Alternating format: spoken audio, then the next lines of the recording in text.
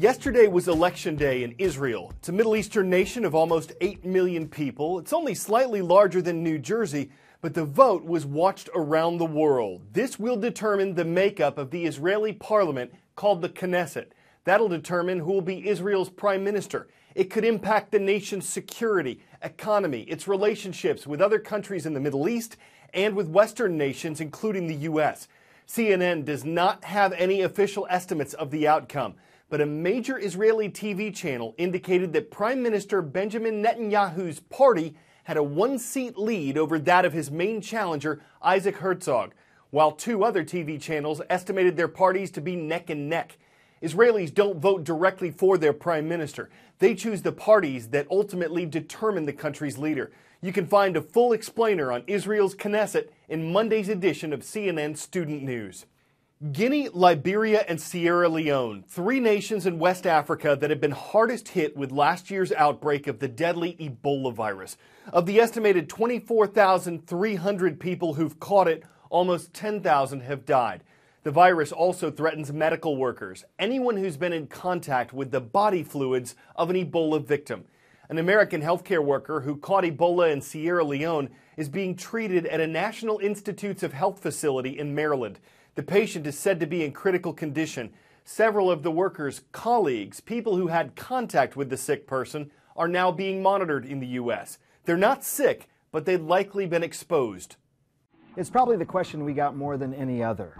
Is Ebola airborne? The answer is no, it's not. But today I want to take just a couple minutes and show you why not. I think you're going to find this really interesting. A lot of viruses, when they're circulating through the air, if you breathe them in, part of the reason they actually make you sick is because they stick to your airways. Let's imagine this was your airway, for example, and this is one of those viruses. Put that in there, you pour it through, it's actually staying. Imagine that virus now staying in your lungs. Ebola, though, doesn't act that way. It's not as sticky. So even if you were to breathe in an Ebola virus, it might look something like this, and put it through your airway here, watch what happens. Goes right through. Doesn't stick in your airway, and that's why it's not airborne, doesn't make you sick. There's another reason Ebola isn't airborne either, and I want to show you this. When you think about cold viruses or flu viruses, oftentimes they act a bit like a powder. Look at that. You have this powder sort of in the air, people can breathe it in, but they can also live on surfaces for days, even weeks. That's in part what makes it airborne.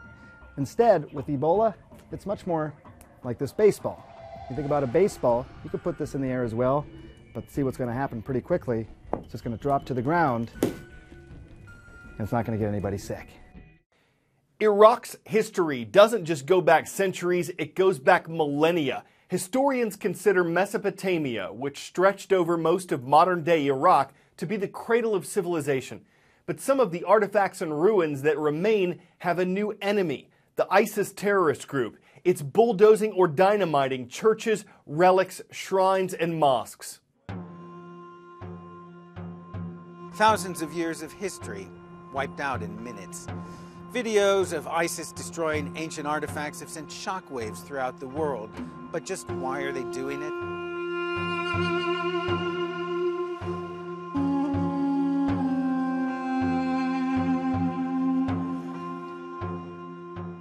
From the Mosul Museum to the ancient Assyrian site of Nimrud, nothing is off limits. ISIS militants have destroyed unique statues and artifacts documenting the very history of human civilization. Their value, beyond estimate.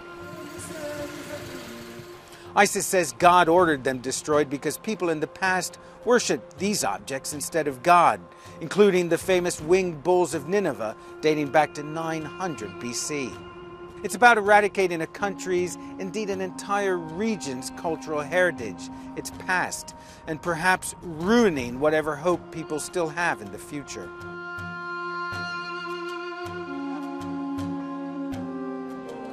ISIS are attacking anything that's either pre-Islamic or conflicts with their beliefs. UNESCO has accused them of trying to erase world history. Of course, many of the objects from the Mosul Museum have already been sold on the black market for antiquities, a market now flooded with loot as never before. After the upheavals in Libya, Egypt, Syria, and Yemen, and war here in Iraq, government order has broken down in many areas, and it's a free-for-all, whether it's ISIS or simply ordinary people desperate to make a living.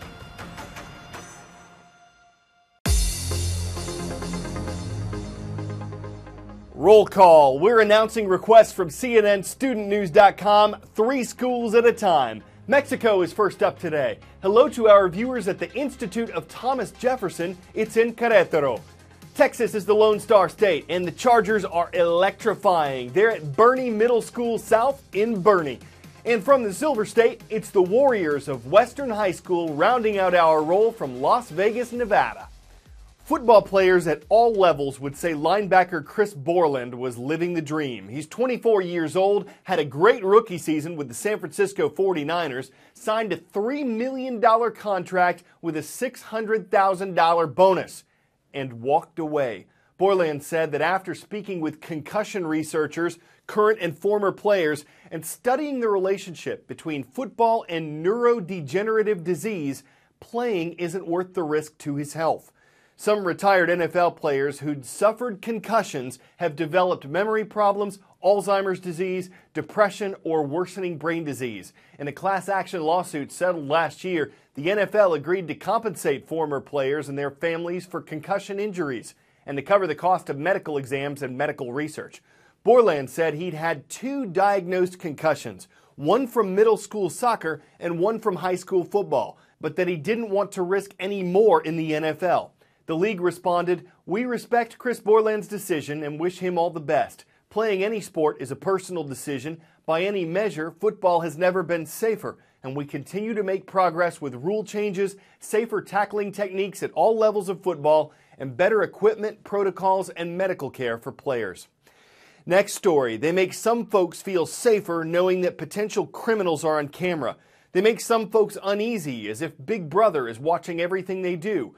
Officials say surveillance cameras are a mixed blessing. They record loads of footage, which can be tedious to review, but they helped identify the alleged Boston Marathon bomber, who's now on trial. 2 things we can say for sure. They're not going away, and they're constantly shifting shapes. This ball, it's no toy. It's a robot spy. They call it the GuardBot, and it's currently being tested by the U.S. military. Round, remote-controlled, and silent, GuardBot is billed as the only known spherical surveillance vehicle that can swim upstream. It runs on a battery-powered pendulum that swings back and forth, forcing the ball to roll about 3 to 6 miles an hour. They can be remote-controlled via satellite from anywhere in the world. Invented by GuardBot Inc. in Connecticut, a basic model could go for $100,000. The demonstration model is 2 feet wide, but they're scalable. In fact, the company says the U.S. Army is interested in a tiny 5-inch version. Cameras on each side act as GuardBot's eyes. They also can be outfitted to detect explosives. New York City police have expressed interest in using it to prevent attacks like the deadly 2013 Boston Marathon bombing. If GuardBot pans out, the robotic shape of things to come may be round.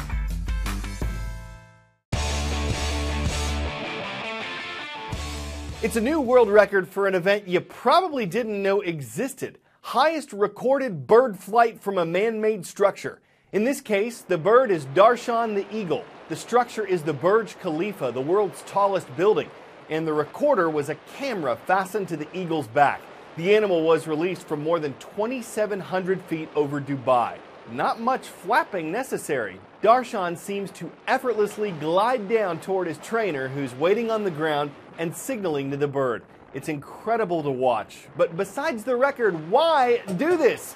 Darshan's fantastic flight was designed to raise awareness about endangered species and encourage conservation. So you can't just call it a flight of fancy, though you could say it's for the birds. And if you think there's no telling how the animal found his trainer, remember he's got eagle eyes.